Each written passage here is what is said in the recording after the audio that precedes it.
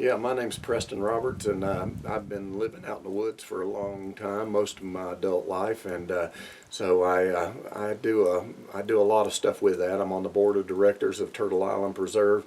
I'm a co-founder of that camp. It's an outdoor education center where we teach about the natural world, and more than that, I guess I like to live a simple, primitive lifestyle. So I, still use outhouses, and we still heat with firewood, and do a lot of things on a simple, low-key kind of level.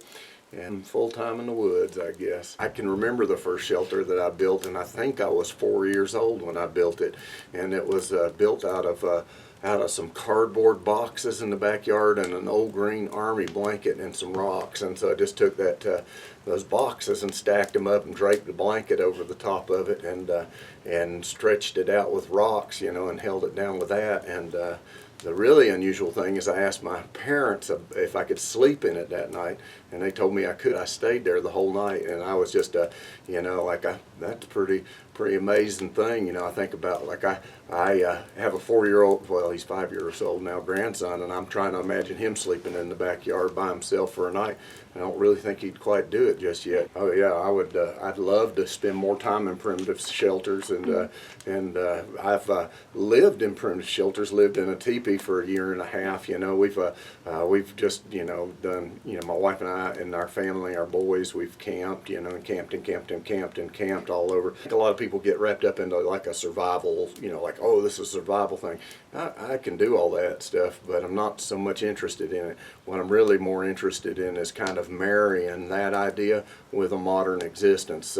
So like, I really like the idea and the notion of living primitive and simple in the woods in a modern context, rather than just going out and seeing if I can survive a weekend without modern conveniences. And so I can do both of them, and I have done both of them, but I really like I like doing those old things today. Still they're still very applicable to our lifestyles nowadays, and I think that a lot of times we feel like we've moved past that kind of a lifestyle, and I believe we haven't. I think that you can live a deliberate, simple lifestyle that's cheap and brings you a richer and fuller life. People that really have inspired me would be the Native American people. I've spent a lot of time with them all over the country, and it's been important for me to interact with them and to see a lot of things firsthand. I've studied and researched a lot about the Native people. They're really, when I look at the mountains up here, they're the real experts of this part of the country. It's like,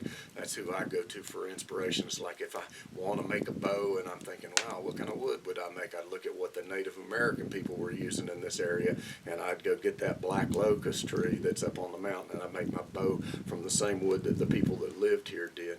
But I'm also very inspired by the mountain people, how they had close-knit families, how they had an oral tradition that went on for hundreds of years, how they lived close to the land, how they raised their own food, how they processed that food, and how they canned it and preserved it and kept themselves going. Like, I've been hugely inspired by the mountain people as well. Well, the primitive setting is a foundation. It's a foundation for everything, really. You have to be able to meet survival needs before you can have any other kind of need taken care of. It's like for instance, you wouldn't reproduce until you could manage to have a good, sustainable lifestyle where you could take care of your offspring. You just wouldn't do it, So it's like the primal housing, primal food gathering, all that stuff is just a foundation that everybody has nowadays.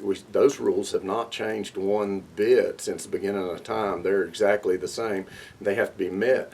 But what's happened is we've kind of moved into a society where you don't really have to have that. It's like, it's easy to get food, it's easy to get shelter, it's easy to get new clothes, and we've lost touch with all that. But we still have to have it. You still have to have it today. It's not changing at all.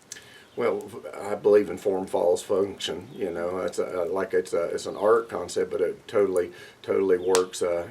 For this whole survival shelter, if I'm out there and it's going to be one night long, it has to be quick and energy efficient when I build it. If I'm going to build a debris shelter and say I need to have 3 feet of leaves on top of there to stay warm that night, that's a lot of energy expenditure to just get that many leaves together. So I want to really utilize the natural surroundings, the best as I can. So it might be a tree, might be a rock, might be a big dirt, might be a root ball. I'm going to utilize what's around me, to the best of my ability, and from there I'll start applying some of the things I know about water and the elements, and about that water runs downhill, and that's a pretty basic concept. And I also like fire. Like if you gave me a choice between whether I was going to build a warm shelter for the night or have a fire, I'm going to pick the fire. I can hug up on a fire and stay pretty warm all night long. Whereas if I'm rolled up in a bunch of wet leaves, I'm going to be pretty miserable all night long. So, I start prioritizing things pretty quickly. Things that I like about primitive shelters is that you're using the materials that are surrounding you in that particular place, and I think that you should always do that. Like even if you're building a modern house, instead of importing Venetian marble and getting cedar from the west coast of the United States, and getting all this man-made goobly goop and putting it together, and transporting things over vast portions of the continent, I think it's just nice and important to remember that your shelter should come from the surroundings that you're immersed in. And so like for me here, it means I'd be building with a lot of poplar, white pine, locust trees, maple, cherry. I'd use a lot of rock, and I'd have water coming to my house by gravity. So some of those things I think are really nice and essential to having, like to me, a wholesome house. And it also, when I'm inside that dwelling, like when I'm in this dwelling right now, as I look at the locust posts that are supporting it and the poplar beams that are going over the top of my head, and I remember those trees. I know where these trees came from, and I can point you right to them. And I cut them down, and I loaded them on a truck, and I took those beams to a sawmill, and I had them sawed out. I sawed them to length. I picked them up with the help of my wife and stuff while she was going through cancer, and put all this stuff together, just with my hands. And I have this relationship with this building that's different than what most people have now.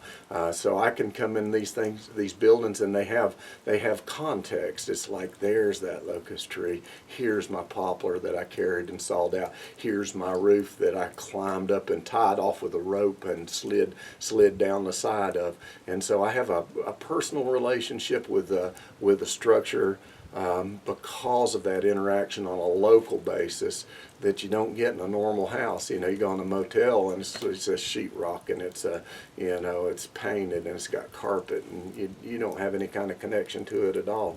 And so I think that doing that with structure gives me more of a richer life, something a little bit fuller than what a lot of people experience. That word master, I kind of like to shy away from that. So and here's why, is that I've been doing this stuff for a long time, and I've had people go, oh, he's a master woodsman, he's a master knife maker, he's a master carpenter, and all that stuff's great. But the reality is, I don't want to be a master of any one set of skills. I want to be able to do lots and lots and lots of skills. So, and just let it go, because I've got that skill, I got enough of a mastery to be able to survive with it at any rate. I'm an accomplished knife maker. I'm a teacher. That's my number one thing. I've been teaching, and since I was 25, I guess I've been teaching. So, I guess if I had to be remembered for being really good at one thing, it'd be being a teacher. But I'm also a builder. I build lots and lots of different kinds of structures, and all of them in a primitive kind of setting. Structures like this one we're in now, or the cabin you just drove by down the hill, and anyway, I don't want to be a master of anything. I just want to be good at a lot of stuff. Well, one thing I really hope is that people use me and say that, wow, I can do that. It's just simple little steps. It's a deliberate consciousness about how we live and we interact in the world today. It's not that big of a sacrifice. You get to learn how to do it, and live more deliberately. And I like to think that there was somewhere in the past and somewhere in the present, there's just this really nice balance in there that makes it possible for us to live like a wholesome life.